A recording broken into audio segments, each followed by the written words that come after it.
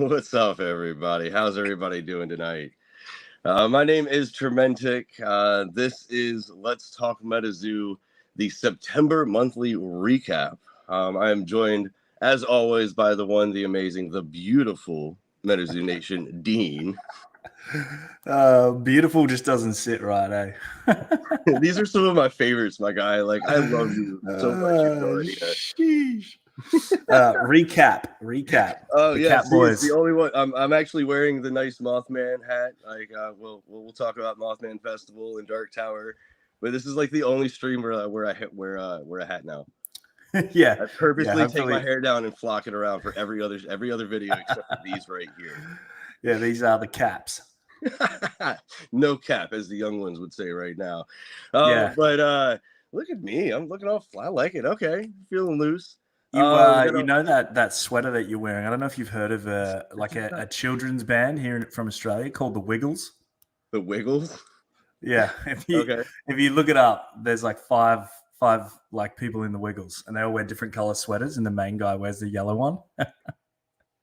It got cold out here actually randomly, so like this is actually it's a long sleeve t-shirt or so. I don't know. I usually wouldn't bust them out till later, but it started getting cold here recently. So, looking good, brother. Looking good. But we got a lot of, well, I don't want to say a lot, but we got some really good stuff to actually talk about tonight. The first one though is something that we've kind of gotten used to, but I didn't realize it didn't hit me until I was going and making the bullet points. But the native big box blisters. I've seen I got a picture, haha. I know everybody's probably seen them by now. I gotta say, I love the fact that you can't see what the promo is. Best idea yet for these blisters, because that's what I love about MetaZoo though, right? They're always learning. Like, okay, they see the secondary market go and take all the deaths and all the frogs or whatever, or the Joker, the one with the old scratch on it with the seance ones, and just leave the other ones there. They're like, oh, we can fix that. Turn it around. Bob's your uncle. I reckon it should be that way anyway, because it's like when you open a release deck, you don't know what promo you're going to get either, right? Yeah, that's true. Now, I don't know, and I haven't been able to find any of them in a while, to be honest with you. I know that they've popped up like twice in my area in the last month or so. One time I was, I think, busy at work. The second time I was actually at Point Pleasant, so like I didn't get a chance to buy any of them.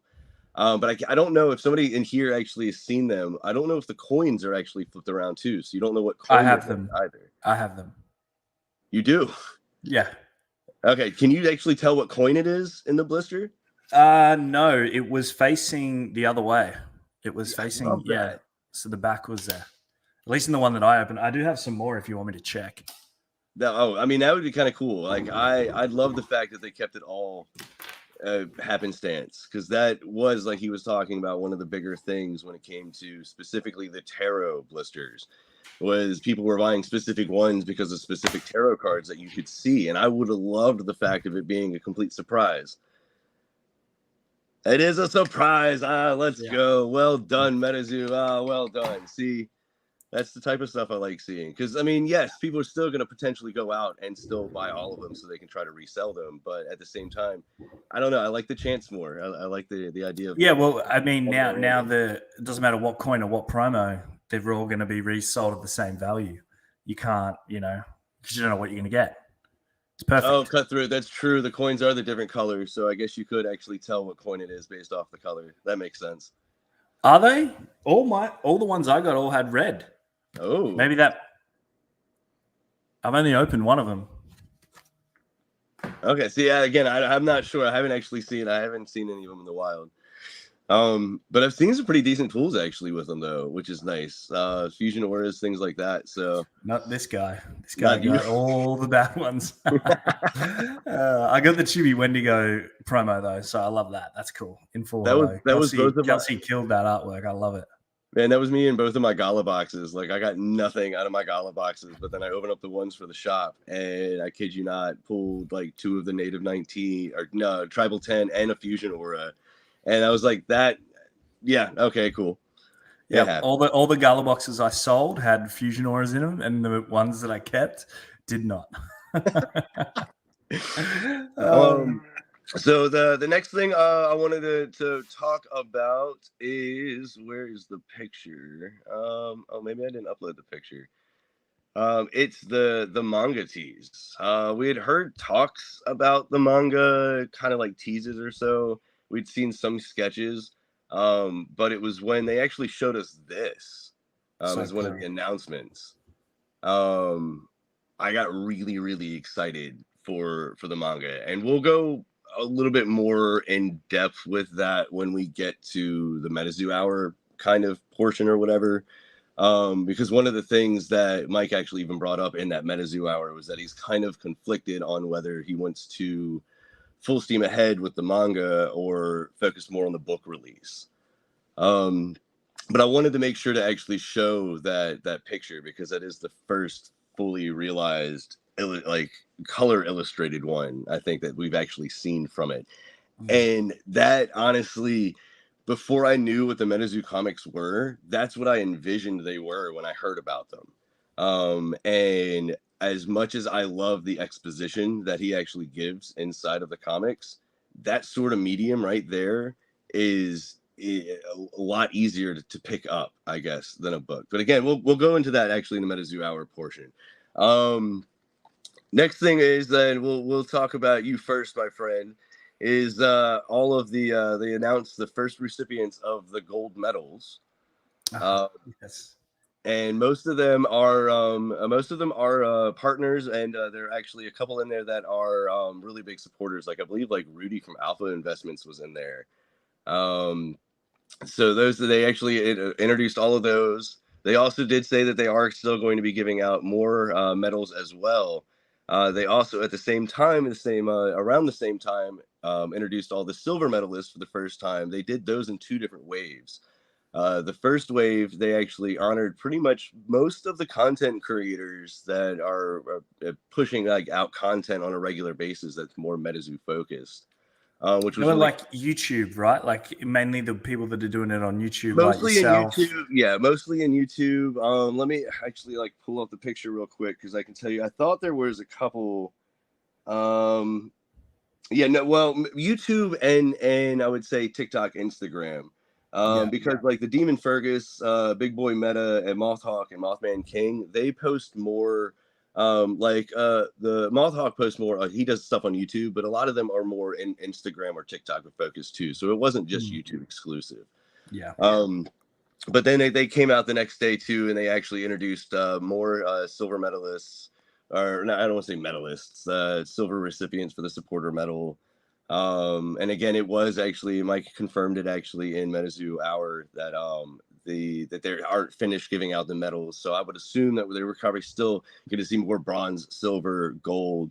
It might be a couple weeks or so. I would definitely say it's going to be after Comic-Con, just because there's so much focused on Comic-Con, which again, that's another big topic that we're going to talk about because they dropped a lot of information about it last month. Yeah, it'd be interesting to see more handed out because I thought it would have been smaller groups over a longer period of time.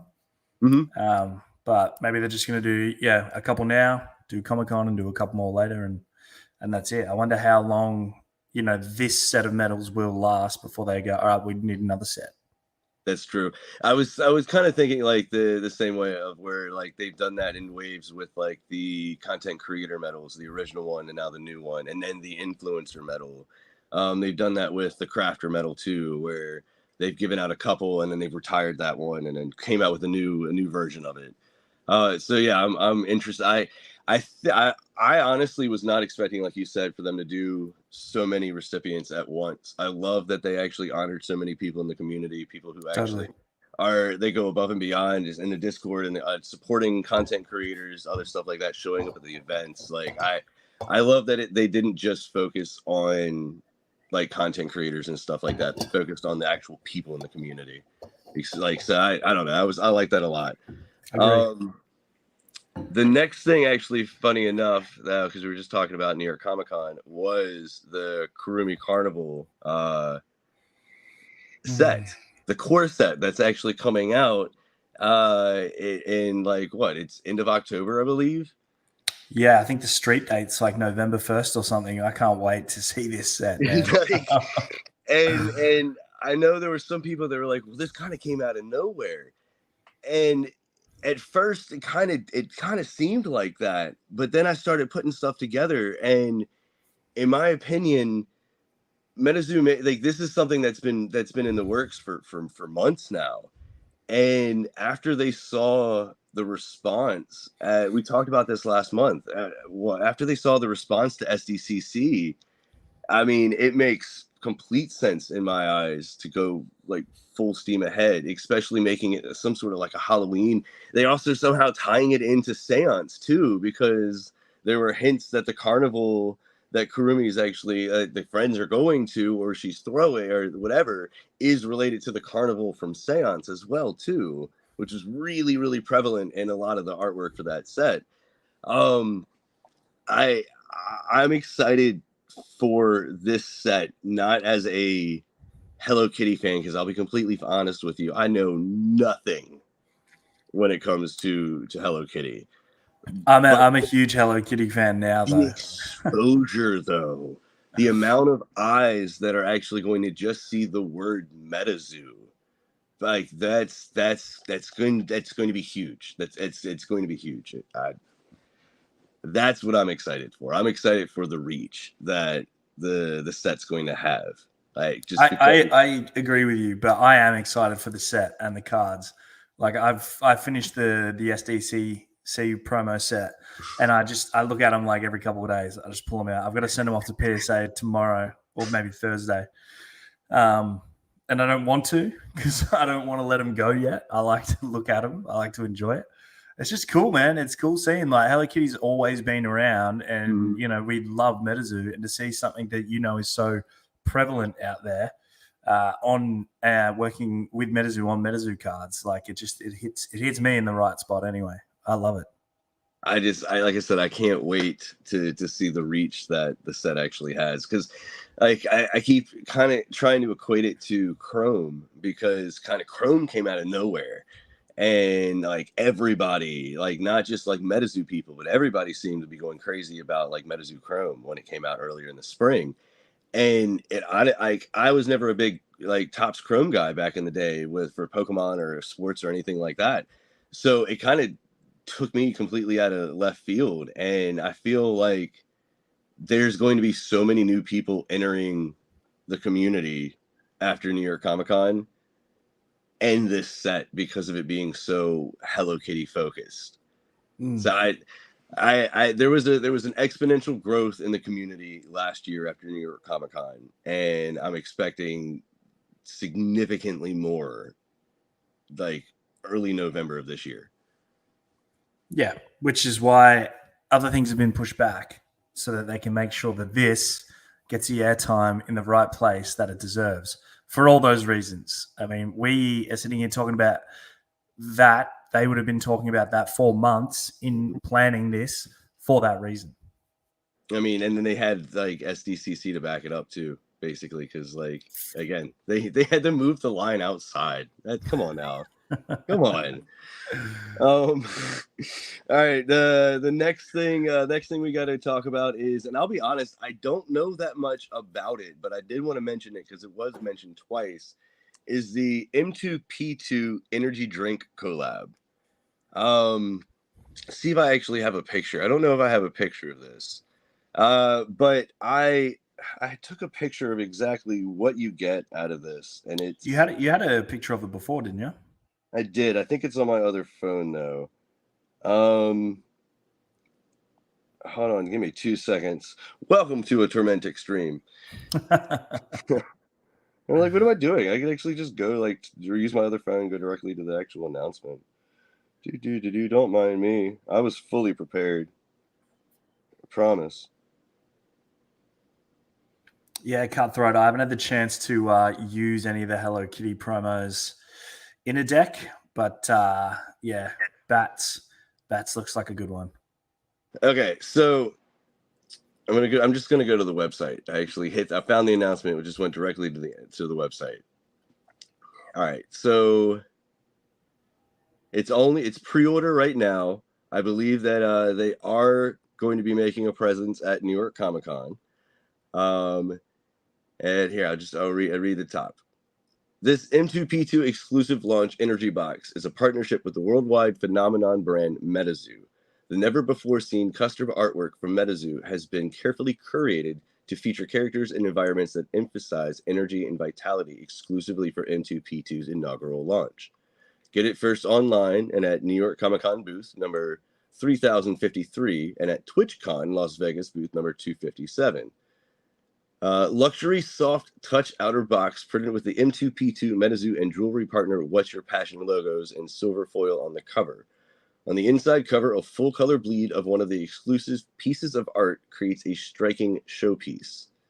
Inside, two 30-day supply boxes of capsules for their Focus Quest Max energy drink, one holographic card, it says playable, collectible trading card from MetaZoo of one of the exclusive character designs created for the energy box set, one randomized custom MetaZoo character pin of one of the exclusive character designs created for the energy box, 4 sample stick packs of CogniQuest energy drink mix, and one non-holographic playable collectible trading card for MetaZoo of one of the exclusive character designs created for the energy box, one M2P2 dopamine logo collectible pin.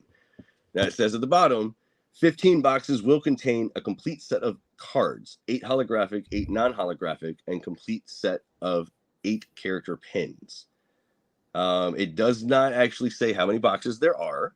The boxes themselves are 125. I had never heard of them before. That's why I just went directly to the website. I was like, here, I'm just going to read it.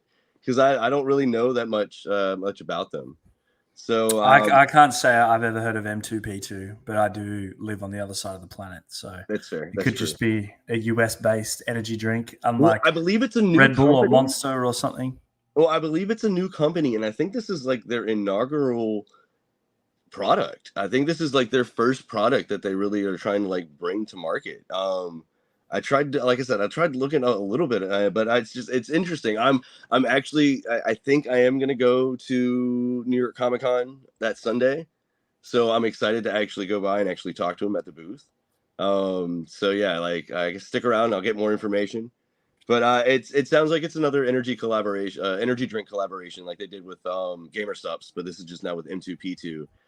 So it makes me think that they might actually do like multiple different partnerships with multiple different companies. I don't know. What do you mean they do that already? Well, I don't think they're doing anything again with like GamerSup, for example. Yeah, no, but like partnerships with multiple different companies. Well, that's really what they do. They do that. I meant more like energy drink companies. I don't know.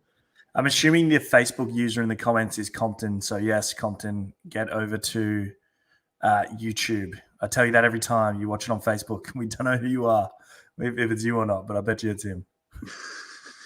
No, Harley's actually, believe it or not, Mike had first mentioned working with Sanrio a little over a year ago. I think everyone that back then just thought it was a joke. It's true. Well, didn't Craig?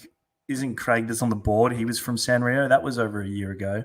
Yeah. So I mean, it was obvious. We talked about it a bunch on our podcast when it first happened. Anytime they mentioned anything about Japan, Japanese, Hello Kitty, we were always pinning it straight back to there. Like, well, if you had this guy on your board who used to be the CEO of that IP or in that company that owns that IP, like, why wouldn't they take advantage of that? It's true. I mean, why? Yeah. So, yeah, M2P2. I'm excited to actually go to the booth at the con if I can get up. Yeah, there. Check it out. I'm keen to see your recap video and see sort of what your conversation that you have with them, your little interview.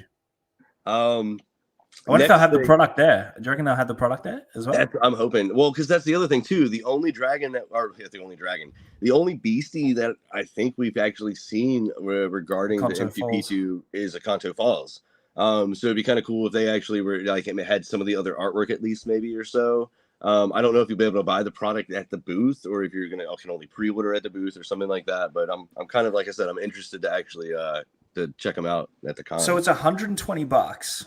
You get a box. It's $125. You get the box with the artwork. You get a 30-day, what is it? A 30-day supply of their Focus Quest Max. You get one holographic card that's a playable, and it says playable. So you get one holographic playable card, one non-holographic playable card, one randomized custom MetaZoo character pin of one of the beasties, 4 sample sticks of their CogniQuest energy drink mix, and you get one M2P2 dopamine logo collectible pin. Okay, so yeah, you get a fair bit of stuff. But I mean, like, I don't know. I and I'm not trying to sell this because I don't know anything about M2P2, but I feel like because of a lot of people being maybe hesitant with it, I think those cards are actually going to be they're going to be hard to get. Yeah, but again, cards being hard to get and desirable cards, desirable cryptids being on cards and being hard to get are two different things.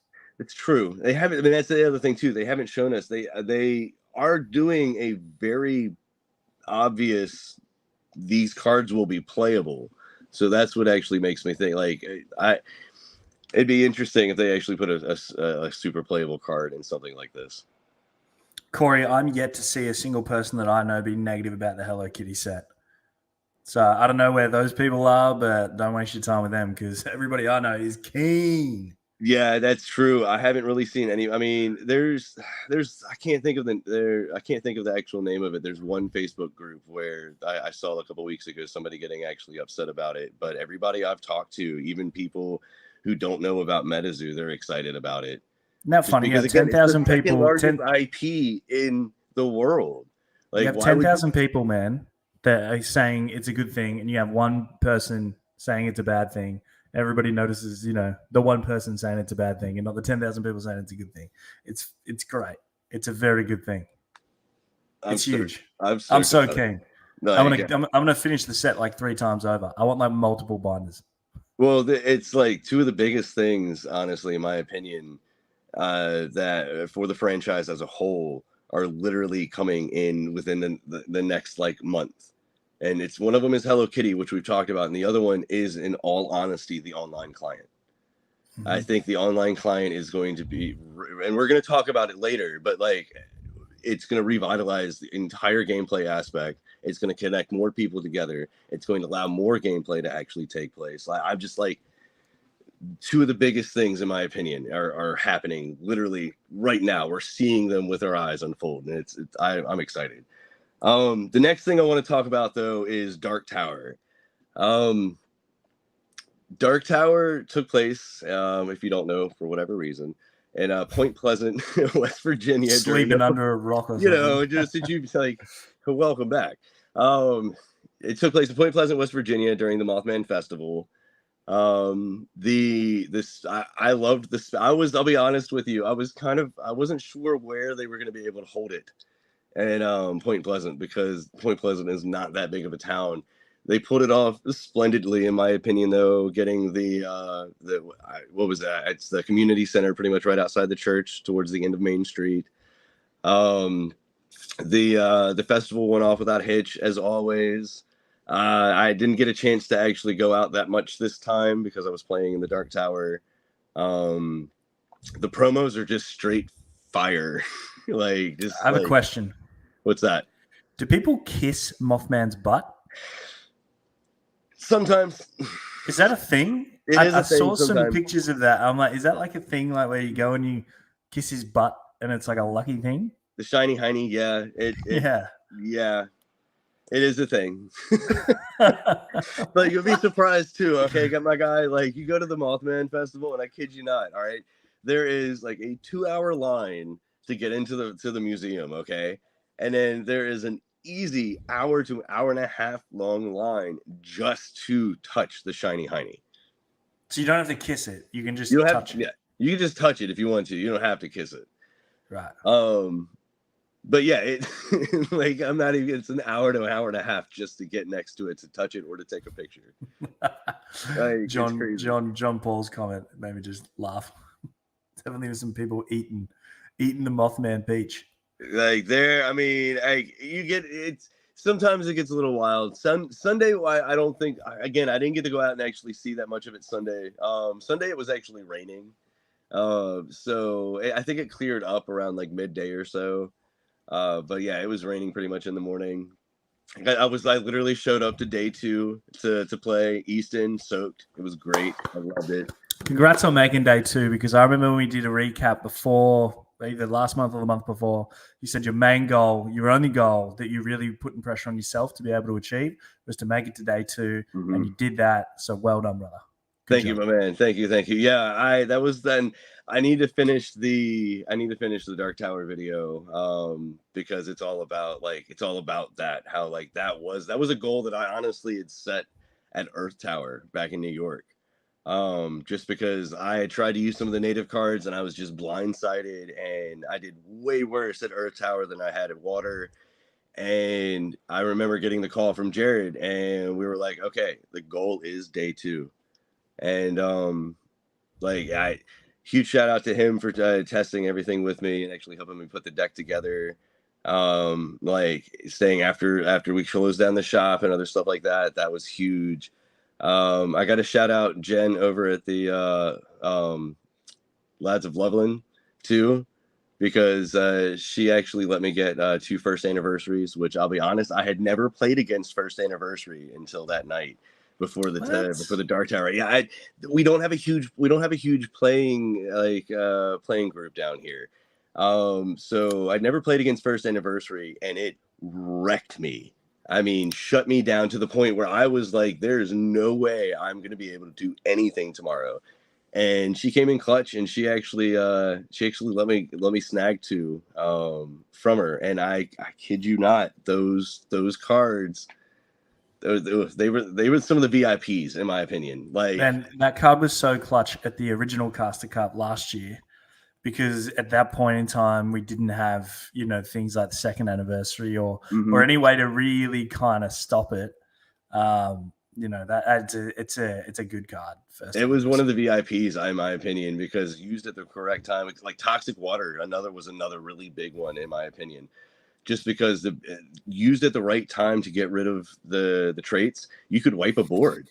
And that's honestly what I did. Was I would use it in order to just wipe your board, and then I would take your stuff and use it pretty much against you. A lot of people didn't utilize the second ability of Black Mass, which is if you sacrifice 2 or more beasties, you get to take anything from either limbo, and it says either. So you kill their Sarah Good or their Wendigo, you Black Mass, you destroy whatever you have to on the board, take their big bag beastie out of their limbo. It shuts them down. They have to kill it in essence in order to restart that engine. I'll be honest though, my favorite thing about Dark Tower was playing against Easton on day 2. I lost, but I will say we went down the turns, and we went down to the last turn, and I tried to attack him in order to actually to be able to get it to the point where he couldn't do more damage than I had done against him. And he had Smoky Spirits in it, and I tried drawing a couple cards, couldn't do it, and he was able to swing for the win right after. And I wasn't upset getting beaten by him, just because, I mean, it's Easton. Like, come on, he literally, if anything, would be the head caster at the moment right now, I guess, because he won Casters Cup last year. That's right. But it was surreal to me to actually get red inked 3 times. Like, I had never seen one in real life or anything. I keep making the joke where I was like, neat, that's a $4,000 card, and like he used it 3 times on me, and like I that was probably the most surreal thing actually about the whole second day. What did he use it for? Doesn't red ink isn't it something to do with the riders? He was able to use it against like my chibis. So he was able to actually send my chibi Wendigo to the afterlife, and I wasn't able to bring it back out, because as long as it went into limbo, I could literally pay the cost and bring it out once per turn. So if I had because I went straight basically went straight Wendigo Sarah Good build with Sentry Box for sack. I could start that Wendigo engine, like hit you 2 or 3 times depending on what I had on the board, depending if it was Basket Ogress or Sentry Box. just by sacking it and then bringing it back and then sacking it. And I mean, it was brutal. It was nasty, but he was able to stop the engine once, and then I wasn't able to. The second game, I couldn't draw any of my black masses in order to actually start really running through the deck. And that was the one thing, in my opinion, was you needed to actually have that card draw in order to be able to just run through it, because if you could get 2 or 3 specific cards in your hand, you were able to just like take over. Like some people were using Steamboat of the Tamaji or Chase Gallery, and I wasn't like Chase Gallery. I wasn't worried about Chase Gallery because more often than not I was able to toxic water it, or I kept the first anniversary, because it was like that tower was all about removing traits. Like that's in my opinion, that's honestly what that tower was. It was all about removing the traits, because if something didn't have flying, you could definitely attack it. And that was the thing, is that with like Chibi Witches that had flying, so you couldn't really hit it that much. There was a couple times that I used the toxic water on a Chibi Witch just to force them to be able to kill it, because they were tapped out and wouldn't have been able to actually do the Sarah Good from their hand into play. So it was again, a lot of this again was realizing, playing with Jared once we shut the shop down. Another big person I want to shout out is Ben MetaZoo over from A Tribe Called Cats. I watched him actually play some games when they were actually playing against Smoke Squad. And just being able to watch the gameplay it phenomenally helped. Like, how many hours do you reckon you spent like testing with Jared? Well, honestly, we started probably end of July, beginning of August, and then probably hit it once or twice. At first, it was probably like once every 2 weeks for probably the first month. And then the last month leading up to it, we tried to hit it a solid 1 or 2 nights a week. And we would spend at least 2 to 3 hours each time trying different things. Yeah. So easily 40 to 60 hours. I don't know. I didn't even keep track of it, to be honest with you. And at what point did you decide that it was the what was the card? What was the ones you were using? Sentry Box. I was using Sentry Box and Basket Ogress in order to actually be able to sack Chibi Wendigo and Chibi Witches quick enough to be able to get that engine started. Yeah. At what point did you figure that out? Well, I honestly I originally had thought it was going to be Rebobs, and so we went and like that was what we were playing. But then they came out with the one-time Terra bonus, which, by the way they set up this tower with the one-time Terra bonus and the specific fourth walls that were in effect was the way that tower should be set up, in my opinion. It was out of all the ones I've gone to, I can't speak for Flame because I didn't go, but the other 2 that I went to, and then Dark was the best setup that they've done so far. But we started with that, and then I remember they were like, oh, okay, Mothman comes in Awaken. So everybody was putting all of the big beasties into their decks, like Awful and things like that. And then I was actually talking with MetaZoo one night, and we were actually talking about Death Bell. The deck Death Bell. Death Bell. It's a deck where you actually use Ding Bell and Sentry Box Devil in order to just create pretty much almost an infinite combo, to where you just keep sacrificing Ding Bells to get rid of their beasties. That sounds like too much fun. It is nasty. So I had figured out a way, though, of doing that, but with Wingox instead. So I called it Death Clock, making fun of the show Death Clock. So Death Clock was all about the Spirit Sentry using its ability with Wingock. So you'd ram something in with Wingock, let it die, and they'd have you forced to do something. But it wasn't fast enough. Like, it was a good control deck, but it just wasn't fast enough. And then I got rid of the Wingocks and then went just straight with Wendigo and with the Chibis. But again, it wasn't fast enough, in my opinion. The Spirit took too long to get out. The ability that, I mean, Sentry Box being able to swing, because I'm talking about the Spirit one at the moment. the one where anytime your opponent loses a beastie or you lose a beastie, your opponent has to sack a beastie. The one from the set.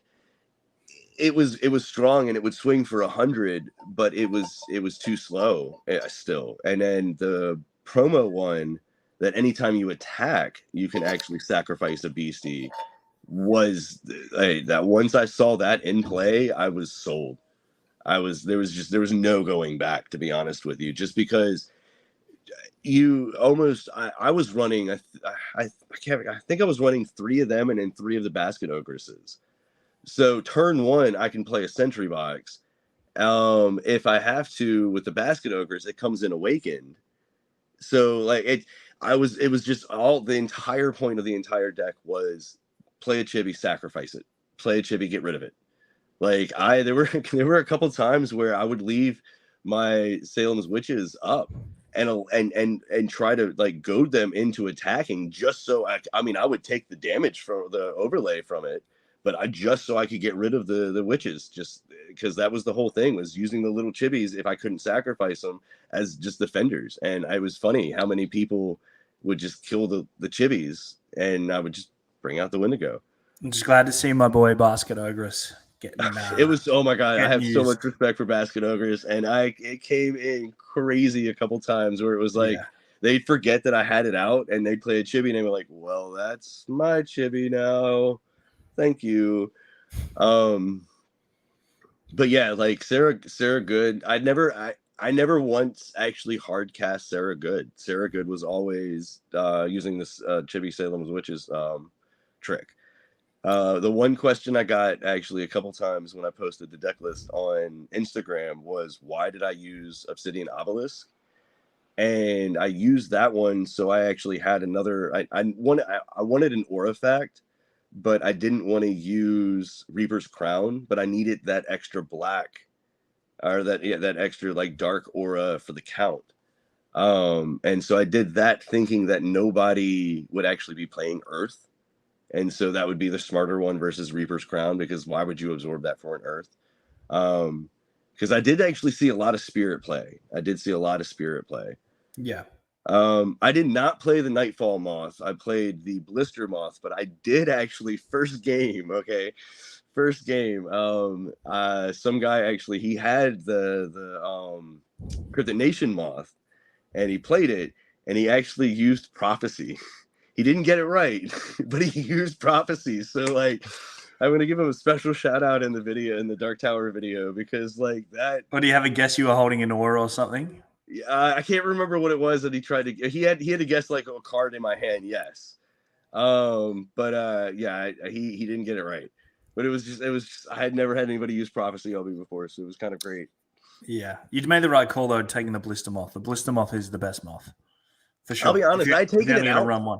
Well, I had taken it out for a hot minute, and then I realized that I needed to put it in simply just for rebobs, where it could have actually been in the side deck and I could have side decked it in.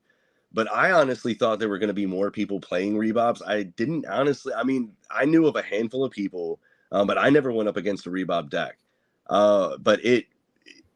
Because everything else, again, with the engine, with the Sarah Good Wendigo engine, you weren't contracting a beastie replacing it. So like the Blister Mothman didn't really do much for the scared, because that's the thing, is that everything your opponent contracts, it comes with a scared token. It didn't do much against those type of decks because like they're placing them, they're not contracting them. It says wait. You can actually use Nightfall Moth's power indefinitely if you deck out fast enough and Opay has no answers, locking them out of the game. Huh, interesting. I didn't see anybody at the tower using the Nightfall Moth, to be honest with you. How many players were there? They do 150 again? 150 players? I think the official count was 177, if I remember. Yeah, okay. Cool. I'm not sure if there were actually walk-ins, but it was full. It was packed. We did a full 8 rounds. There were multiple games won with the Crypto Nation Mothman WinCon at the tower. They said that's awesome. I hadn't heard of anybody that actually did it, but I love that somebody actually got the WinCon. It's with pretty cool, isn't Robert. it? It's ballsy, but I like it. It's so good. Oh, it's so good. I was kind of hoping somebody had shown up with a Grim Reaper deck, or they had figured out. I would have done that because I ain't Yeah, no I know you bitch. would've. I would have done that. I would have I love loved the Grim deck. I would have loved somebody to show up with an Isatok deck too. I didn't see any Isatoks. I didn't see any Church Goblins either. Honestly. Yeah, every time a new set comes out, the first thing I'm looking for is how can I speed up the Grim deck. Still not there yet, but you know, whenever I get the Grim out and I actually get to Grim somebody, I win it every time. I've never got it wrong. Like the dice roll just always works. Oh wow. I've got death watching over me, I reckon. You just get lucky with the roll. That's what it is. Yeah, pretty much. Corey was asking if you got any pulls out of your caster packs, and you and I know you got some. Oh yes, hot pulls. Yeah, I ended up actually. I have one. The other one I actually mailed off today, but I actually pulled 2 of the hollow Black Masses, and so cool. they're pretty much funding my trip to New York Comic Con on Sunday, the 15th. Which I'm happy about because it means you can FaceTime me and carry me around again. Like, here you go. Just stick me on a thing on the side of your camera or whatever. We'll have to go live on. All right, we'll do that. We'll go live on Instagram at some point. Yeah, we'll do it on that Sunday. Absolutely. Whatever awesome. time. I don't care if it's 3 a.m. here. I'll be up. Oh, that's awesome. But yeah, no, Dark Tower. I had a lot of fun at Dark Tower, and like I said, the way that the Terras and the fourth wall effects were actually presented, I feel were top notch, like the best. I really hope that that's how they do it in the future. And like I liked how it was. I know that it would be hard for them to actually do a lot of the towers, and I know that's kind of the goal is to try to do them at more festivals. That's something Mike was talking about in the MetaZoo Hour. I like how they did it at Mothman Festival, and I have a lot of faith in the future of them trying to do it in other festivals like that, because again, Mothman, it's Point Pleasant is not that big of a town, and they were able to actually pull off the event. I mean, there were 177 of us playing, and there were probably at least another 30 people or so, 40 people that were actually there watching, and that doesn't count anybody who just came in from the festival itself. Yeah. So I'm excited. I had a lot of fun at Dark Tower. I'm trying to finish that video. I don't know when it's going to be done, to be honest with you. I'm sorry. I'm doing the whole Cryptober thing, except for instead of doing an art, like a drawing or something every day, I'm doing a new Sam's Cryptid Collection video. And so that's going to make your life busy. Very busy. I mean, I have fun with it. I made it. I was like, I'm going to do that. I said it like 2 days before it started. Now I'm going like, this is day 3. This is okay. We got 28 more to go. Let's come on. We got them. Oh, so see if you get it all done, eh? Any other questions about Dark Tower or anything before we move on, though? Man, I wish I could have come. Ooh, a reverse death beam. That's awesome. Well, I ended up getting a few cards. I've done a trade with Prima, somebody that I know through Instagram, and she got me the full hollow death, the reverse hollow Reaper's Scythe, and the reverse hollow Crossroads, because obviously I'm a Grim Reaper collector, so I needed those cards. So she was able to help me out. Thank God. That's awesome. And it saves me buying packs, because packs of those are like, I think over like $40 still, or $50 or something. Yeah, about. I think I'll be honest. I haven't seen that many up for sale lately. They were kind of flooded there, especially on Facebook for like that. Anybody's like, but then everybody bought them and they've just opened them. There's like none left. Yeah, so I don't know. I do know that the pins that were missing in the bundles that were coming out later, they have started to ship to partners. I actually reached out to support and got a response today. They said that they are awaiting a few more, and then they're actually going to start shipping them out to everybody who picked up their bundle in person. So the pin should be hopefully here in the next week or so. I can't wait. I'm excited because I actually have all the other pins, and then I have my baby, my little Ogo right here. which is 1 of 200. They look so good, don't they? These I new love them. pins, the way they're done. I'm a sucker for the pins too now, and like I ignored them for the longest time. The Like Dark Tower is the boogeyman, should be boogeyman or something, isn't it? yeah, it's the boogeyman. I ignored the pins though for the longest time. Like I didn't actually get into the pins until UFO pin dropped. And like now I'm actually trying to play catch up, trying to get like the Nightfall ones and such like that. I'm like, oh man. But yeah, like I said, that's all I got for did I check out the Mothman Museum? I went to the Mothman Museum August of last year. I actually made an entire video about the real lore behind Mothman. Goes into Cornstalk's curse and stuff like that. It's called Operation Point Pleasant. If you haven't seen it on the channel, check it out. But I go in there and I actually got footage of the entire museum. They're actually working on the MetaZoo display still. I talked to them actually because they have some MetaZoo stuff that they want to display, but the display case that they had does not have glass on it, so they did not want to put it out the week of the Mothman Festival. What's up, guys? How are you doing? What's up, Ham? Good to see you, sir. But yeah, that's pretty much all I can think of with Dark Tower, unless anybody has any specific questions. Like I had so much fun, and I mean, it wasn't just because I made 32 or top 32. It honestly, like I said, I've talked about this at every tower that I've gone to. I've seen a progression of how they're ran and the smoothness of them, and I'm excited for the future towers. Like I'm excited for the future towers, the Caster's Cup. Like I like it. I can't wait till next year to be able to make it over there for at least one, maybe two. Well, you could go to any of the ones that are on the West Coast, or any of them that would be like central, maybe. I mean, it doesn't really matter. If I'm going to the East Coast, I leave this side of the country. If I'm going to the West, I go the other side around opposite sides of the planet, depending on which side we're flying to. And yeah, I want to actually do a special shout out to Ham and Cheddar, to all of the people over the streaming crew over there that actually do everything with the Dark Tower, with all the different towers, any of the big events and stuff like that. They're always actually crushing it on Twitch. They do. Logan and Emilio, amazing. I could watch them for hours. So yeah, that's the only way a lot of us in Australia can watch it. So we share it in our Facebook groups. Everybody can jump in and check it out. So thanks Ham and Cheddar. And it's the only way that I could actually do anything with Flame Tower. It was so weird not being there, to be honest with you.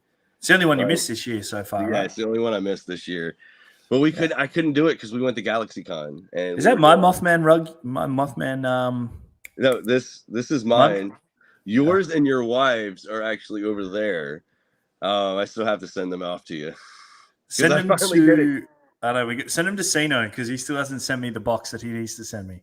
Okay, heard. So just ship him to him quickly, and then he can worry about getting them down here. Let it be known, by the way, that I went to Point Pleasant a day early so I could get you your coffee mugs. Because there was no way I was going to be waiting in line to get into the museum. You didn't get them last time you went through there, remember? Well, I was on my way to Earth Tower, and it was like 3 a.m., so I couldn't stop. I appreciate it, bro. But I was like, quest completed. I was glad about that. Next is a sad day, actually.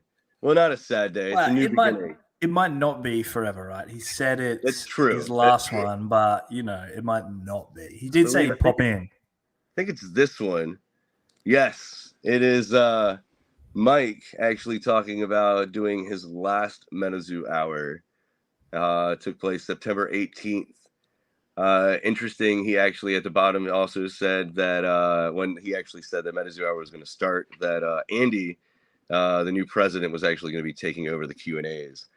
I've always honestly felt very fortunate for Mike to actually do the MetaZoo hours, just because, again, we always talk about this. It's very rare for the creator or the owner to actually interact with the community the way that like Mike and Andy and the rest of them actually do, through the Discord, through the other social medias and stuff like that.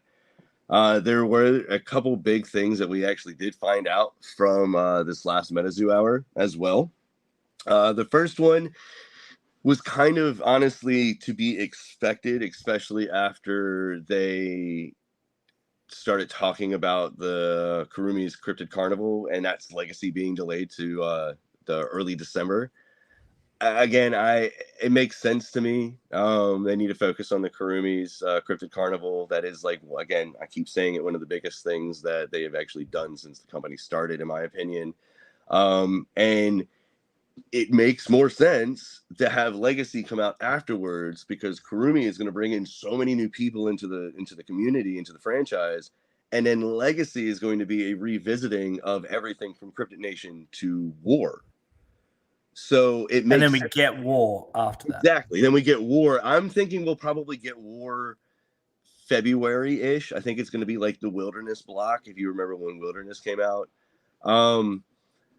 But I feel like it's smarter, in my opinion, to have Legacy come out after Kurumi because again, you'll have all of these new people entering the community, and then Legacy is literally the rehashing of everything that's gone up to this point. Yeah. So it makes perfect sense, in my opinion. And it's one of those things too. Like when you have that opportunity to work with Sanrio and the Hello Kitty IP on a set like that, you just put everything else on hold for a second. It's just what you do. I mean, and you run with it. And it allows them to actually use the next couple weeks leading up to New York Comic Con and the couple weeks after to really, really ramp up the whole Kurumi MetaZoo. Because the more people that see MetaZoo, even though it's next to Hello Kitty, it's the more people that are going to be starting associating with the brand. Totally. So like it makes sense to me, and it kind of goes into the same thing with the whole idea of Caster's Cup being changed from New York Comic Con, which it's a whole different thing that wasn't part of the MetaZoo hour. But again, kind of off that same idea, it allows the focus to be on the Cryptid Carnival, and again, something we've talked about off and on, the online client. So I like the direction of focus. I like that they're actually trying to like look at these things right here, make sure it has a solid footing, a solid foundation, and then move on to the next. Look at it this way, right? The idea of being at a place like New York Comic Con is to maximize your exposure, right? So having Caster Cup there was originally their plan. They'll be like, all right, well, this will help sort of maximize exposure because people are like, what's going on over there? What are they doing? And then a new opportunity pops up that allows you to partner with one of the biggest IPs that are already out there in the world. So you're going to probably jump over to that because you're going to get more exposure from that than you were your original idea. And there's nothing wrong with finding a new avenue or a new idea and going, all right, well, that's probably better than the last one. So let's take this out of here because, that way more people will have access to it anyway because New York Comic Con's not a walk-in event, right? It ain't cheap to go to. And they're like, and will you utilize the Hello Kitty collab to maximize the interest and then, continue to run the Casters Cup like they are the Towers? I reckon it's the best decision they made. Well, and we're going to kind of combine all three of these ideas together, I guess. The online client, New York Comic Con, Caster's Cup, Kurumi, all of them, because at the end of the day, I feel like they still tried to make Caster's Cup happen at New York Comic Con. They were originally trying to get it to where you didn't need a ticket in order to get in. That was one of the big things that they actually said towards the beginning of the year was that you would not need a ticket.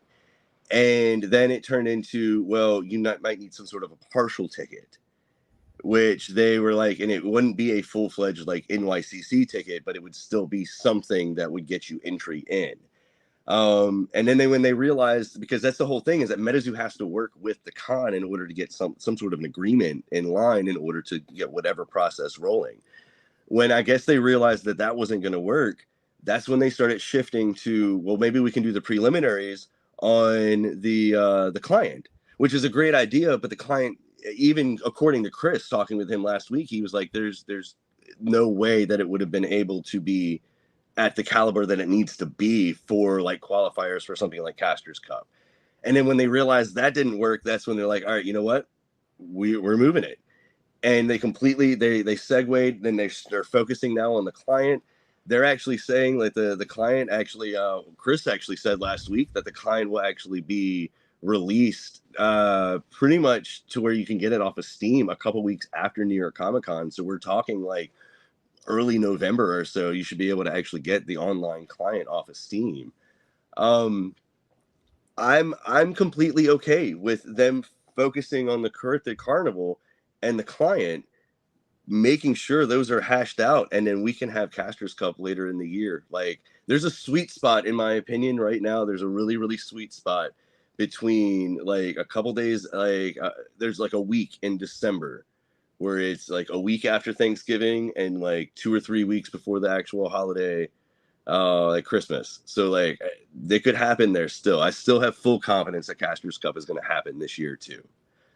But then at the same time, Chris was actually saying that the client should be able to hold potential qualifier rounds mid-November.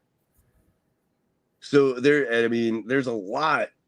And once you look at all of it, you kind of start seeing why things were pushed, why things were moved and changed, because it all benefits itself, if that makes sense. Yeah. Yeah, I wonder if Casters Cup will be this side of Christmas now.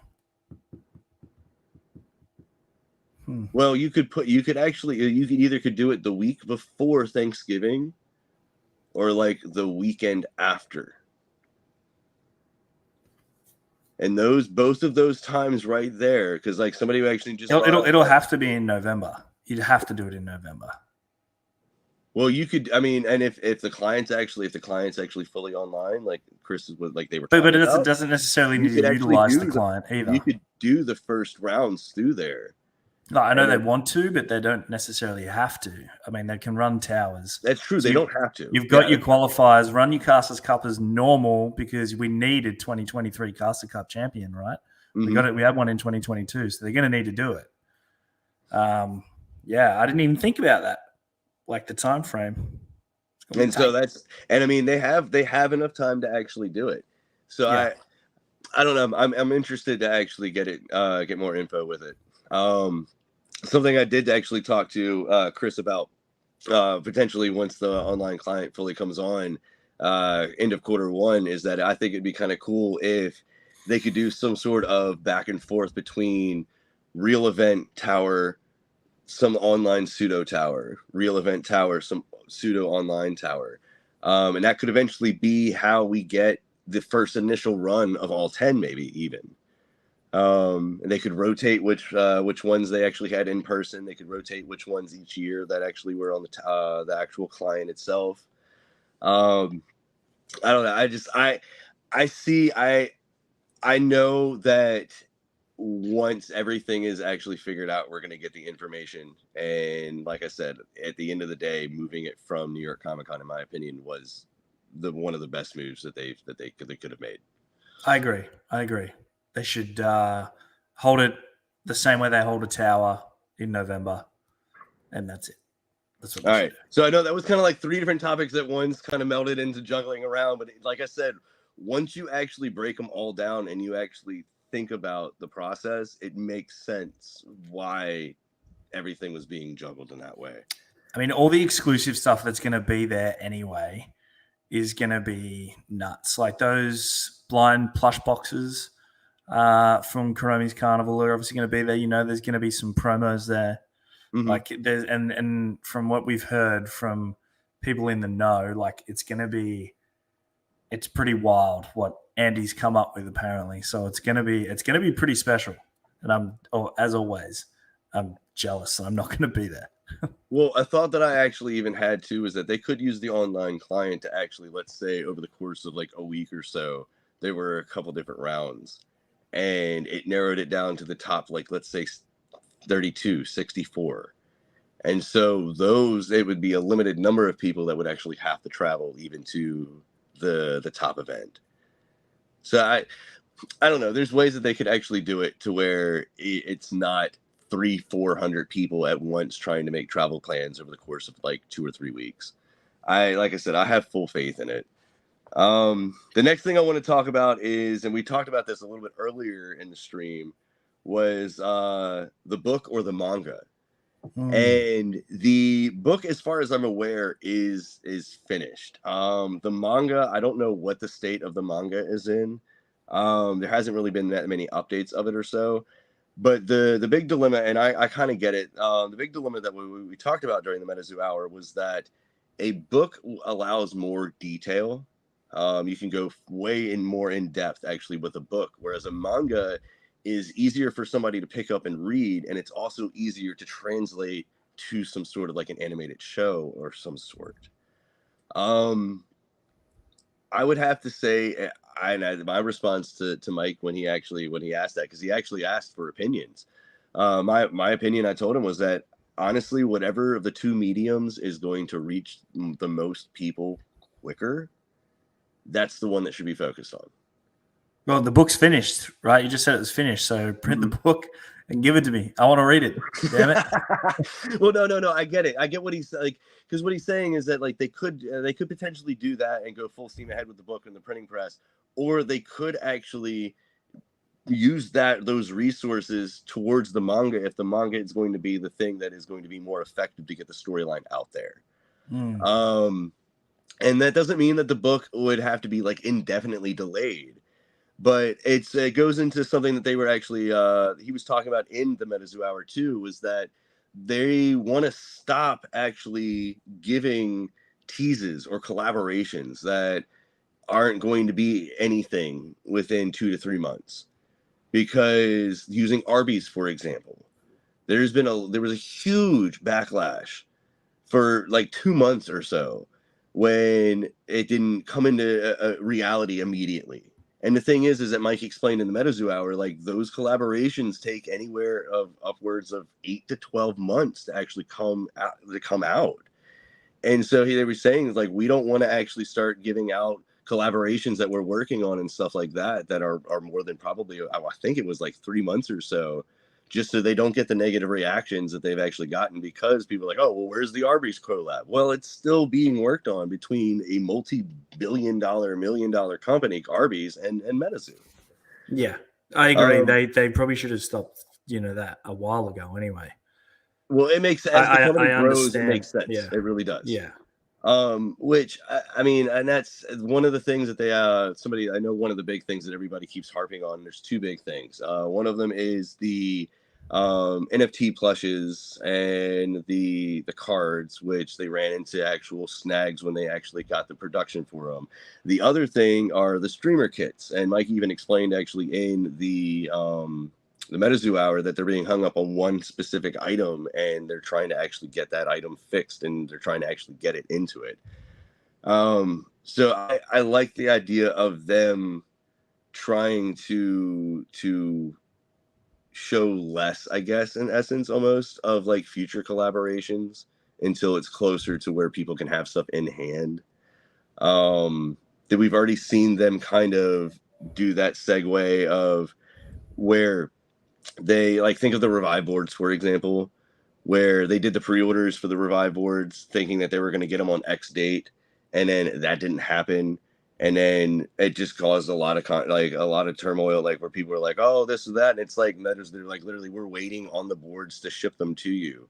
And so what did they do the next time?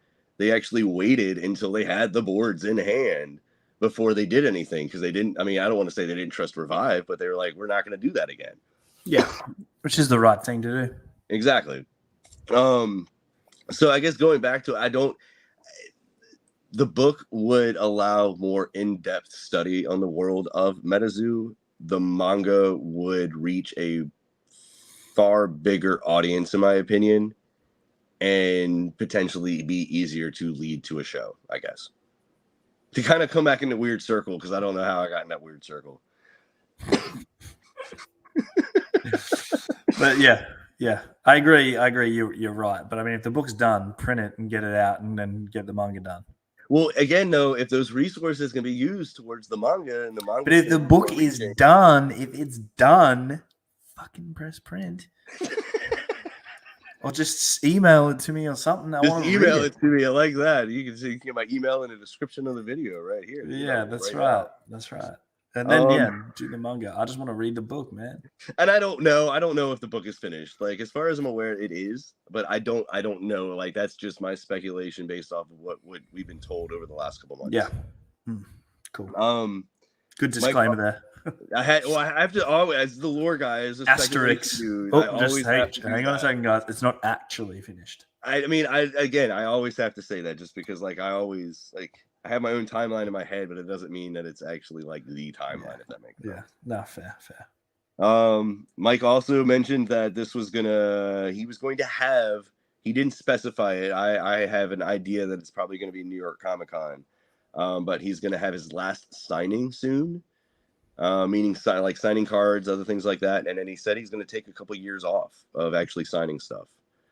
What does his signature look like at the moment? Is it still the little hoopty hoop thing?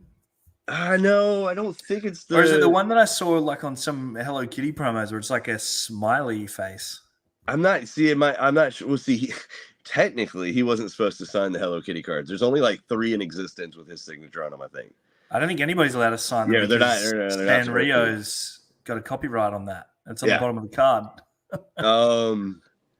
I don't know though. Yeah, I saw this one. I think it's like a little M and a W, and then it like that might be it right now. Like this. Ooh. Yeah, because the White Stag was a while ago, and then he did change it up once Native came out. Yeah, maybe that'll be the last one. So yeah. Anyway, he didn't specify what event it would be. Yeah, he didn't specify what event it would be. He would actually be signing, or he would stop. Like that would be my last time. But I'm speculating that I think it's going to be New York Comic Con. I'm pretty sure he's going to be there. I know it's going to be the biggest con that they made it to, besides SDCC. So I would assume it's probably going to be that one. You have to get something signed for me then. Hey, if you can get it to me, or if you can tell me what it is, and I got it, I got you. Woo. You should have whatever I want. I probably have a Grim Reaper if that's what you want. Probably. No more Collecticons. I want Mike to write on it too. Last signed, and then sign it, and never sign another Grim Reaper either. But no more Collecticons. MetaZoo is segueing away from the Collecticon circuit to focus more on festivals, like cryptid festivals in particular, and the bigger Comic Cons like SDCC or Comic Con. They've graduated now. They're like at that period where something like no, don't get me wrong. I've only been to one Collecticon, but like you see a lot when I was at the Collecticon I went to anyway. You see a lot of like newer TCGs and things like that. That's like where they go to get their name out there and grow. So I guess MetaZoo are like, all right, well now we've got our tower circuit basically sort of worked out because they've gone through a few events and got it dialed in. They're like, we're going to focus on that and then attend the next echelon of where you go to get your name out there, which are the Comic Cons. Same. I don't think they're going to go to Houston. I believe they didn't go to Charlotte because Charlotte actually took place the same weekend as Mothman Festival. So I don't believe they're going to go to Houston. I know that they went to some earlier this year. But according to Mike, when he was having the MetaZoo hour last month, he said, yeah, the Collecticon circuit, they're making a segue out of to focus more on cryptid festivals. And I mean, just recently, this past weekend, they went to the Van Meter Festival. They said they'll be at Denver Collecticon this weekend. Okay, cool. Yeah, I wasn't sure. I know that and I figured that the Collecticon circuit was like a year thing. But I wasn't sure. Like, I guess going into 2024, like they don't have any plans of making a presence there.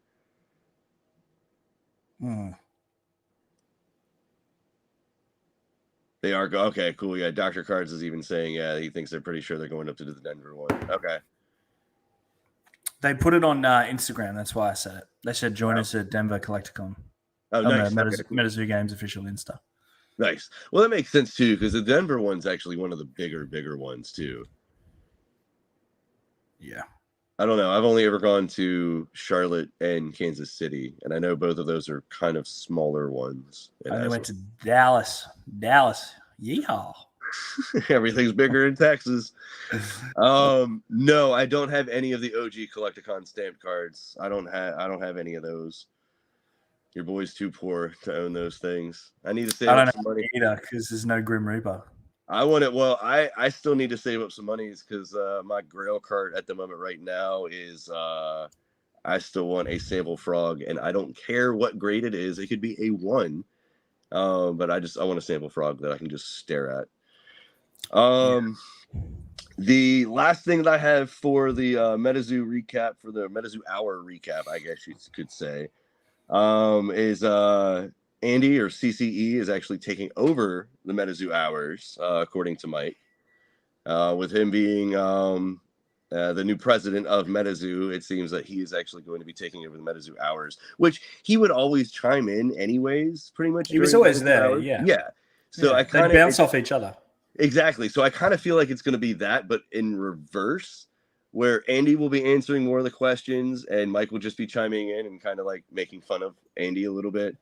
Because I don't see Mike completely leaving MetaZoo hours. I still see him jumping in every now and then. He even said that he was going to jump in every now and then anyways. And he'd probably do other ones. I hope he does another lore one soon. Had a lot of fun with the lore one when he did that about 2 months ago. That was ago. cool, wasn't it? That was good fun.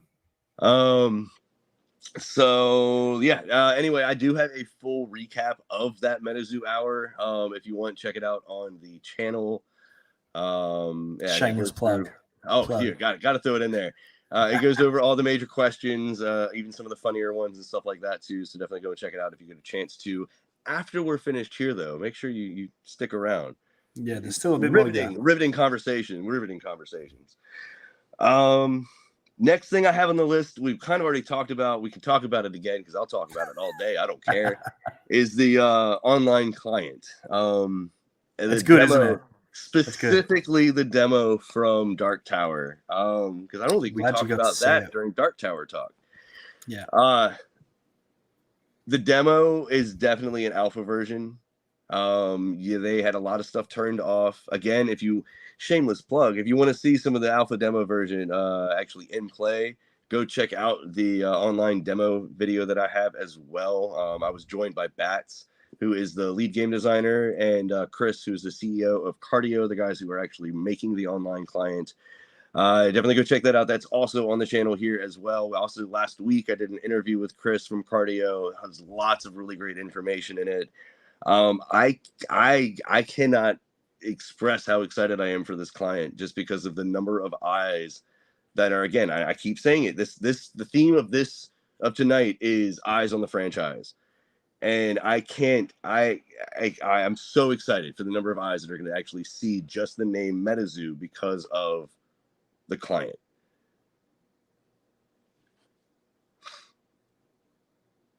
I was pausing. I didn't know if you wanted to say something. You were just letting me rant. That's what it was. I was just letting you go. Last month, he was like, "Yeah, man, I just sit there and I just let you go on because you just keep talking. You got good stuff to say. I'm just gonna sit there." So I purposely paused to see if he actually was gonna jump in. No, well, hopefully the beta testing will start soon. Anyway, get some more stuff. I'm pretty sure the alpha testing part of it's probably reaching its end. You would think. Well, just based off of what Chris was telling me during that last Monday when I was talking to him, the differences between the Dark Tower version and the version that we're going to actually see at New York Comic Con is going to be like night and day. He was talking about there's going to be 2 additional decks that are actually going to be added. I know he said something about sounds. I'm not sure if he actually said something about animations on it or not. I can't stress enough how big this is going to be for MetaZoo, for the franchise, for getting people into the community, for the gameplay, for the players themselves, for LGSs and online stores that can actually run sanctioned events through the MPN, through the online client, the integration of the MPN into the online client. Like the use of code cards and I everything about it. I'm so excited for it. No, do we talk about the NYCC promos and how Mike had said that the NYCC promos there might be some exclusive promo at NYCC that would be the first code cards for the online. That's right. You were telling me he said that the other night in what Bailey's. He said it in a Whatnot stream that I was in, and then somebody screenshotted it and obviously shared it around because that's what you do when you get the scoop. But that's sort of what he was alluding to is that there may be a special sort of promo that you get for going to NYCC and seeing the Cryptic Clash setup that they got that would be one of the first code cards. See, that's super awesome. Chris actually made some sort of like elusive comment or whatever last Monday too, and he was like, "Yeah, Legacy won't be the first time you see code cards." I honestly have been thinking that it'd be really funny to me if the first time we see code cards is fan art, because if you think about it, I can't wait for fan art. Well, just think, they made an announcement about a month and a half ago saying, "Hey, we messed up, or they messed up on the packaging, and so we're in order to actually fix it, we're gonna make it bigger and give you an extra card." Chris also said that the online client that should be up on Steam available for MetaZoo players by mid-November, or a few weeks, he said, after Comic-Con. So you could release code cards now anyway before the client comes out. I mean, people just hold on to them and wait till the client comes out to redeem them. You don't have to have the client out before you can drop the code cards out if you know the client's coming out and there's a product coming out. Because I don't want the product to keep being held up for code cards, because I want the code cards and the product. You know what I'm saying? Well, see, that's what I'm saying though, is that fan art comes out at the end of the month. And Chris was saying a couple weeks after New York Comic-Con, that's when we were actually going to be able to get the client, if you already know how to play MetaZoo and things like that, on Steam. So that would be right around the beginning of November. Now, the full mobile version for iOS and Android isn't going to be released until end of Q1, probably. So there's definitely going to be a lot of additions over the course of the next month. If I remember correctly, I think they said there were going to be 600 cards available at launch. And then over the course of the next months, they were going to be releasing like 100 to 150 cards a month onto the client. Like Chris had said something about Prism Aura, I think, being like I can't remember. I need to go back and actually rewatch that. He said something about it being specific to December, the cards being released, and then there's specific cards being released in November as well too, leading up to when the full game is online for iOS and Android. It will actually be mirroring the current sets that are actually out as well. And then from that point forward, every time there's a new set that drops, it would also drop same day on the client, which makes sense. So I'm not even reading the comments. Let me see what everybody actually has to say. I'm not sure actually about the beta testers being for the top 5%. I do know that I remember them actually saying when they were talking about beta testing, they wanted it to be some of the best players, but also people who had no idea what MetaZoo was. I don't know, and that's the thing, is that with us only seeing the alpha version right now at Dark Tower and them coming out with a newer version at New York Comic-Con, I don't know what stage they're actually in currently right now when it comes to testing. You're wondering if they were delaying the streamer kits because they want to have code cards at them. Ooh. Probably. I hadn't thought about that, MetaZoo Menace. That's a good idea. Now, I have said in the past that I do believe they are going to throw in code cards randomly in certain random products. I wouldn't be surprised if we honestly see a mixture of Cryptid Nation to Legacy code cards thrown into random promos bought on the marketplace in boxes, or random little blisters that they do randomly for different things. Fan art 2024. I don't think that it's going to be extremely hard or extremely not being able to get like the staple cards that you would need, like Chaos Crystal, things like that, on the client. So just the way from talking with Chris from the interview and stuff last week, I'm not getting that feeling that it's going to be super super pricey to get everything. Oof. Getting that hay fever. You guys Ooh, know about getting I woke up us this have morning. the That was legacy not of good. being ready in September for is just being played. No more about it. Yeah. It's probably all got something to do with why it was delayed anyway. Potentially. We don't know how many war cards are going to Legacy, be as in far there as I'm anyway. aware, Legacy was not play tested. No, but he's asking how is Legacy going to be scheduled for that release if war play testing hadn't been done and there's going to be war cards in that set? You would assume that there'd be minimal war cards anyway. Yeah. Well, and they say war cards. Yeah, they it might not even be anything that's actually like, it's not going to be any of the big staples from war or anything like that. At the same time, too, though, and that's something to keep in mind, is that Legacy is actually a set that is encompassing everything from Cryptid Nation to war. And with every set that's come out, there's always been a handful of cards that didn't fit the theme, or they had too many cosmic cards, so can't use this one. And so that's a lot of what Legacy is it's the using of those beasties. They couldn't fit in either thematically or power level wise for whatever reason in the other sets, plus other cards that they actually want, like newer beasties they wanted to pull in from random places. That's why I'm so excited about it, is because it's going to be some reprints, but a lot of new beasties that could have fit in with like Cryptid Nation or Nightfall or something like that. One of the NFTs dropping, no idea. We haven't gotten any sort of an update. Last we heard, the Cryptid Busters actually had either, I don't think they had captured Tina, but I think they had gotten Tina out of the mainframe, so she was no longer actually infecting everything. But I'm not entirely sure when we get those PFPs, but I can't wait, because the ones that they've teased over the last couple days have been insane.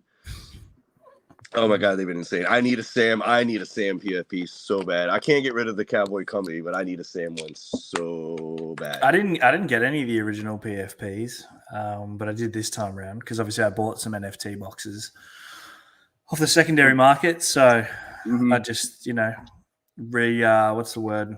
I like claimed them or whatever, redeemed them. Yeah. So I'm intrigued to see what they look like. Cutthroat made a good point, actually. 85% or more might be reprints. The rest can be internally tested. And that's kind of what I was getting at, was that a lot of those cards that were put to the side or didn't fit thematically, they were already play tested. It's just they were cut actually from the some of them probably were play tested and actually just cut from the initial sets.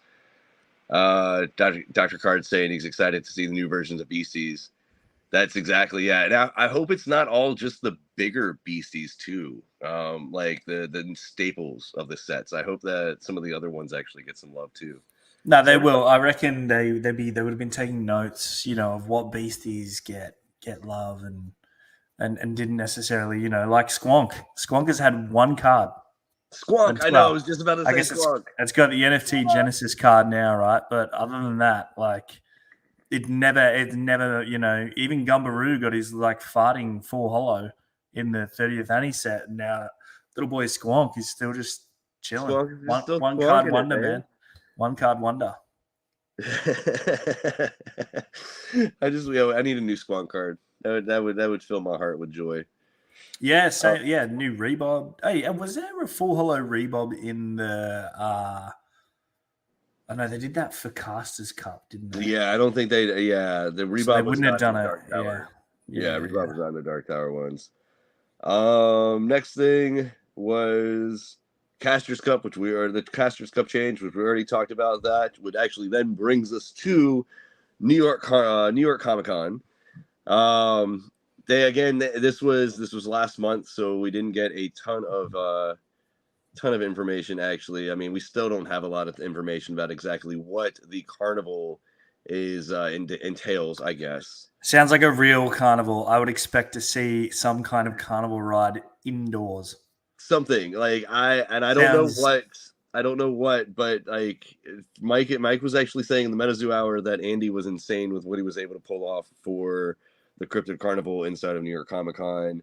I'm excited to actually see it. I'm excited to, like I said, that's the whole reason I actually want to go up there, is to just get footage of the carnival and honestly get more footage of the online client. well, it's not far for you, right? Like you're on the same coast at least. Yeah, it's about 8 hours or so. Shit, So really? yeah. Jesus. So I'm gonna go up to Jersey the night before, probably hang out with the lads of Loveland, and then probably hit up the con on Sunday. Because yeah, I just want to get footage of that client, because again, I just want to see the progression of it until it actually is fully released.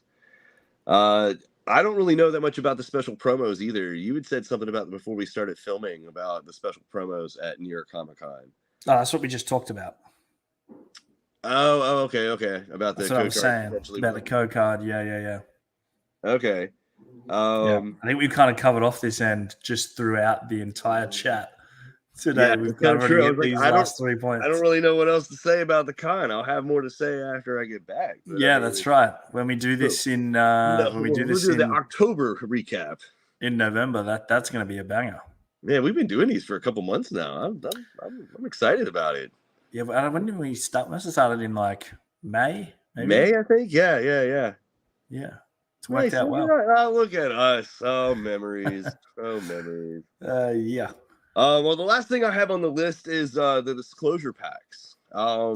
Very cool. They were a hit. Like, I know of multiple partners that actually had bought like tons of these, and they sold out first day. They sold out first day. I actually ended up having to go on Whatnot, and I got some from Geek Toy Hut, because like everyone that I would normally go to their website to get them from, they were gone. They were gone within a day. I didn't even have a chance. It was oof. They're really kind of cool, and they kind of gave Cosmic a boost in the arm. That's so cool, bro. That UFO is so playable. Like, so playable. Wreckage actually could be used as well too. There's the Grays, like the new art for the Grays. Actually, it's a new Grays card, so you actually could have the original and that one inside of your spell book. I don't know. It was that's where the value from that comes from as well. Yeah, you know what I mean? Because it's they've got the native symbol up the top as well, so they're different. Mm-hmm. So it buffs the shit out of Cosmic. But what I want to know is, have you figured out anything further around the UFO secrets and the language and all that, based off what you've seen so far? Because I can only assume that these and the 2.0 pages are alluding to that, because Andy and Mike have always said there's something in UFO that we missed. Mm-hmm. So they've obviously gone, all right, well, let's release a couple of pages to try and help these clowns figure it out. So I'll be honest with you. This is a video that I need to get out. It's probably gonna take me at least another day or two to actually get out. But Razzmatazz in the community, I'm pretty sure, has cracked the UFO language. We were talking about it in the lore channel on the Discord. And he, using the video that I made talking about the symbols on Solomon's ring, he was able to translate it. The disclosure pages, I think, helped. The disclosure pages themselves, though, are actually telling a story.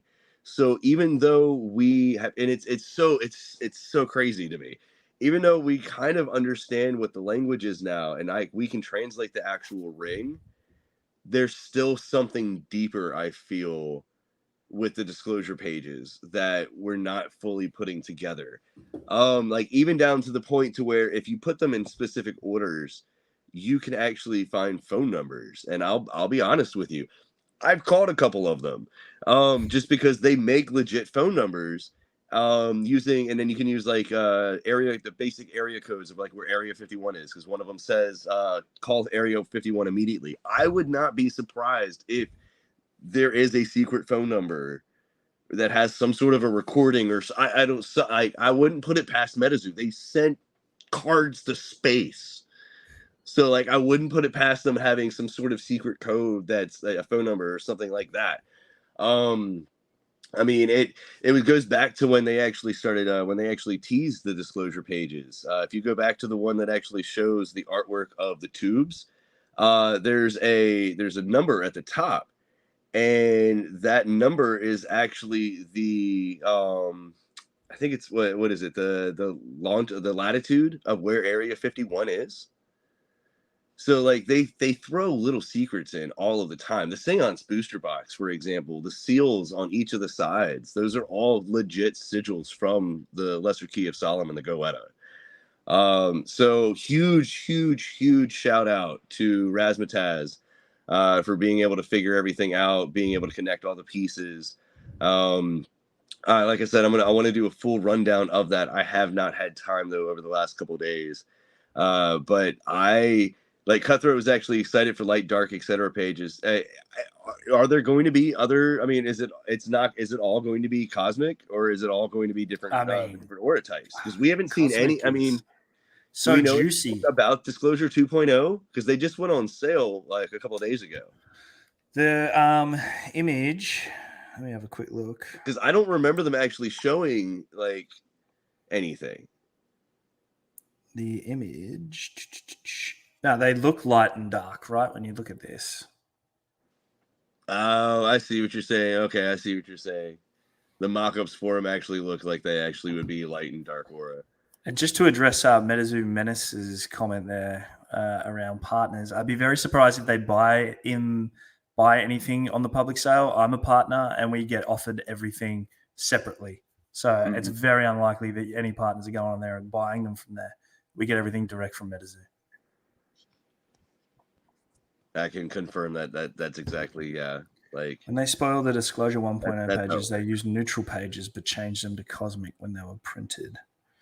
Well, I mean, these ones, a light page and a dark page. Oh, I see what you're saying, because they were neutral because they were before it was printed. These are actual potential cards that were already printed, because there is a ship date of like 40 days, or an expected ship date of like 40 days.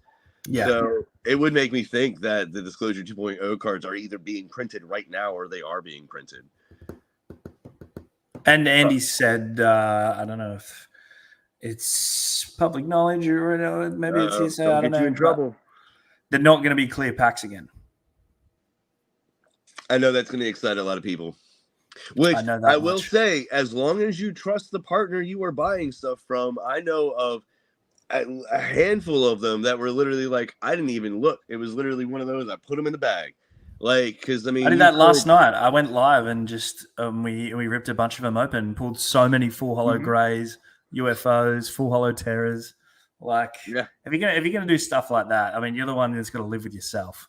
Yeah, like, and I mean, that was the thing is that's bad. That's bad juju. That's bad people. I didn't see a single person actually say anything negative about any of the partners that had actually sold them either.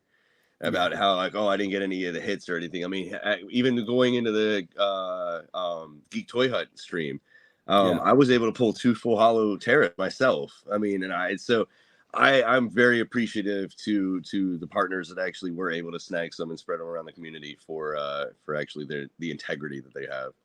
You think it'd be a Cosmic deck or Hello Kitty deck at Caster's Cup? That's good to know. After watching Arvin, he said he bought 4-0. Oh wow. Yeah, no, he would have. There definitely will be a Cosmic deck at Caster's Cup. I don't know about the Hello Kitty. We don't know to have this set yet. We haven't really had any teases for the Hello Kitty set. So don't worry, I keep asking Andy like every couple of days in the partner server. I'm like, Kurumi spoiler. Yeah, so I would say Cosmic for sure. There's going to be a Cosmic deck there. I mean, it just makes sense because the first preliminary rounds of Caster's Cup, you build what you want to build. As for the Hello Kitty stuff, I would assume that somebody would come with it. Is it going to be meta? We won't know until early November when it comes out, or they reveal some of the cards. To be honest with you, yeah. But yeah, you would assume you would assume with the set street date being early November and Custers or New York Comic Con and all that being before then, we will see something. That's true. They'll spoil something. Well, yeah, they'll most likely. Please. Dean's begging you all the way from Australia. Just spoil one card. That's all he wants. Yeah. You do it actually on stream, actually at New York Comic Con. I'll walk over with the phone on Instagram and be like, neat. So yeah, any questions or anything like that? Because that's all I have on my list. Yeah, that's it.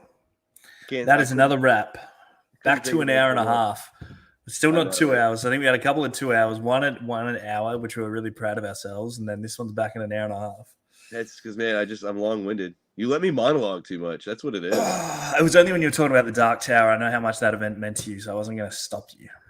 And I wasn't there. I wanted to know as much as I possibly could. That was a banger. That's true. Well, I mean, it's just what I caught you tonight once, though. Yeah. I caught you. You did.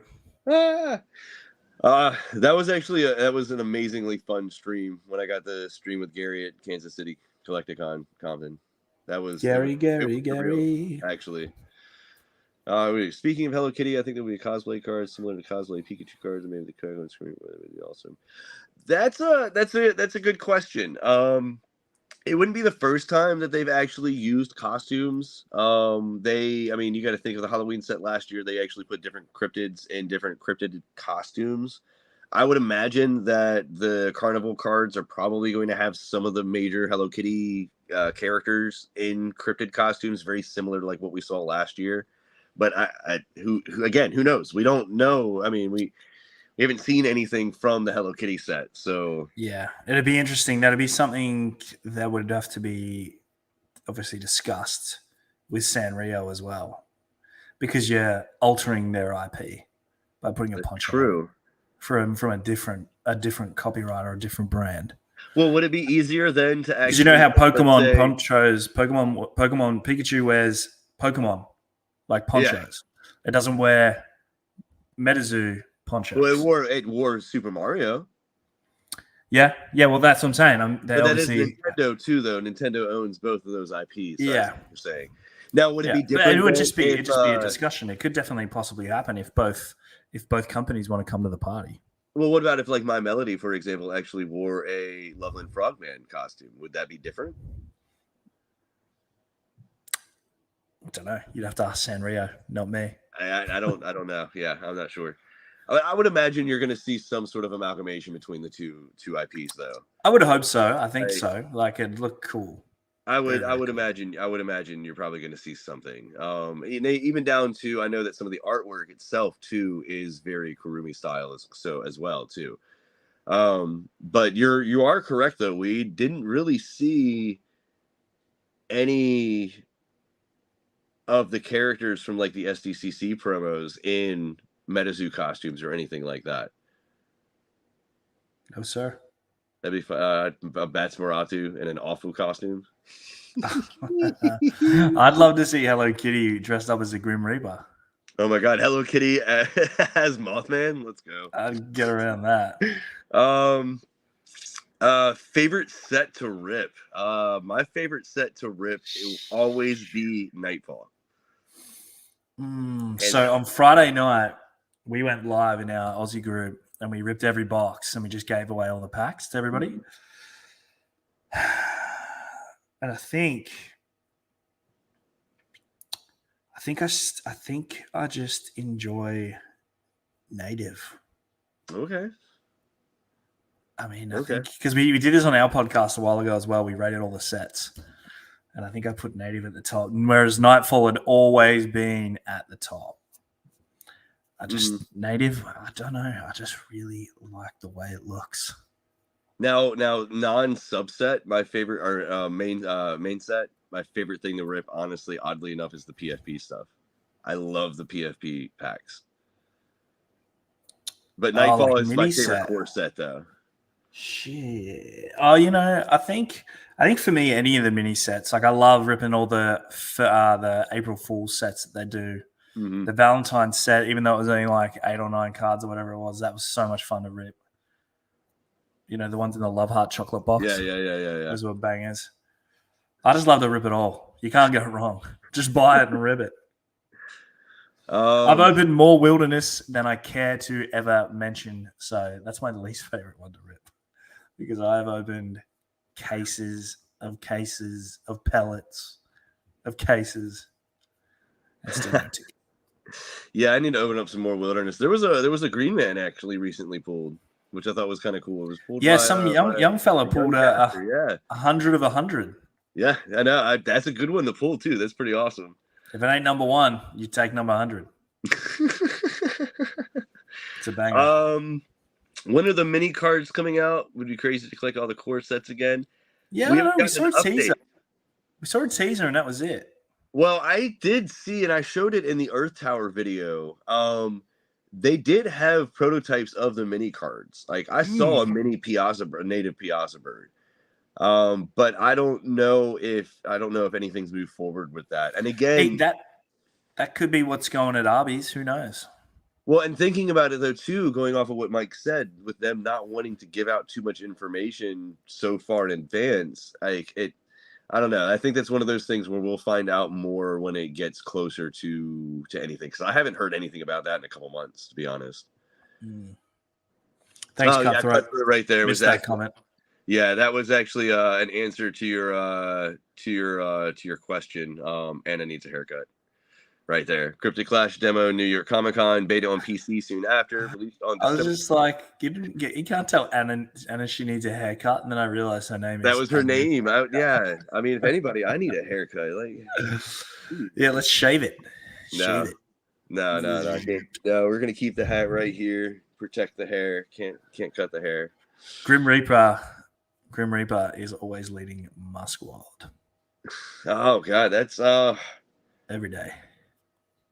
Man, first one that comes to my mind is always going to be Love.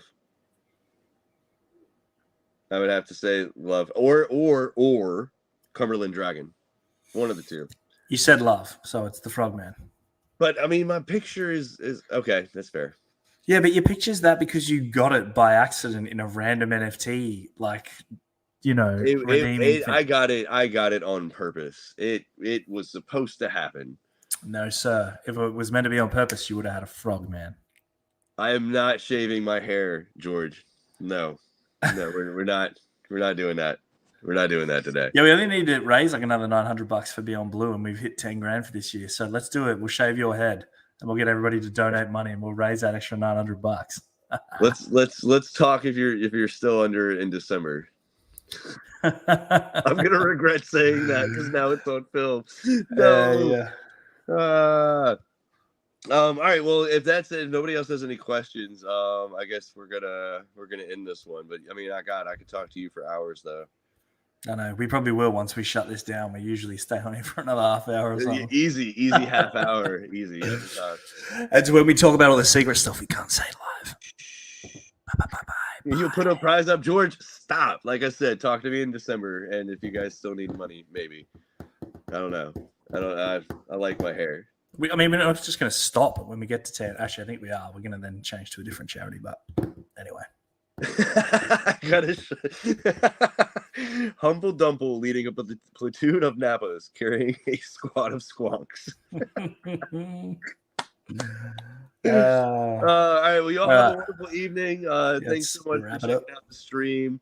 Like I said, go back, and if you have not actually watched it, check out any of the online client, the demo or the interview that I actually had with Chris as well. Make sure to check out the Sam's Cryptic Collection stuff that's coming out this month. Go and actually support all of your people, everybody in the community on Instagram, on TikTok, on Twitter, on Facebook. I'm almost at 1,000 followers. Well, everybody that's actually participating in Cryptober with their artwork or whatever their medium is. I mean, like Demon Fergus, for example, is still doing his little TikTok, Instagram videos. I know that Hasbar actually was drawing out the different beasties. So, like, if you see that artwork and stuff this month, really engage with it. Try to actually support people. There are people who don't normally do art that are actually participating in this.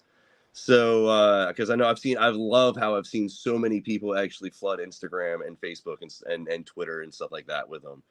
So yeah, Cryptober. Remember Cryptober? We'll actually talk more about it in November. But much love, Dean. You're amazing. Like I said, these are some of my favorite talks. Stop it. And love the community. Love you guys. Be on the lookout for the Dark Tower video coming out soon. Also for the second language and UFO as well.